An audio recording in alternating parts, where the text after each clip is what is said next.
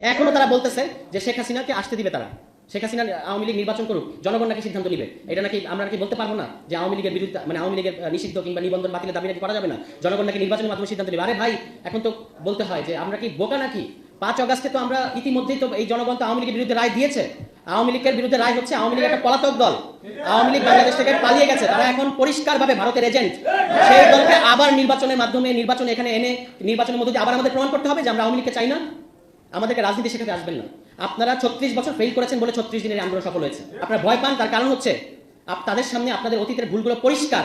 আমাকে বিএনপির নেতা বলতেছেন যে রিকশাওয়ালা কি কোটা বুঝে? রিকশাওয়ালা আপনার চেয়ে ভালো কোটা বুঝে। জুলাই মাসে এখানে ভিডিও, ভাইরাল ভিডিও আছে, দেখেন। রিকশাওয়ালা বলেছে যে আমি রিকশাওয়ালা, আমার ছেলেও কি রিকশাওয়ালা থাকবে নাকি? এখানে আমরা কোটা থাকতে দিব না। রিকশাওয়ালা আপনার চেয়ে বেশি কোটা বুঝে, এবং আপনারা খালি বুঝেন নির্বাচনী একমাত্র আন্দোলন, আর কোনো বাকি আন্দোলন নেই। চাকরির ইস্যু একটা অত্যন্ত গুরুত্বপূর্ণ ইস্যু।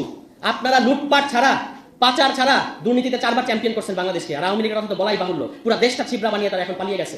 আপনারা পাচার ছাড়া, দুর্নীতি ছাড়া বাংলাদেশ আর কিছু উপহার দিতে পারেন না।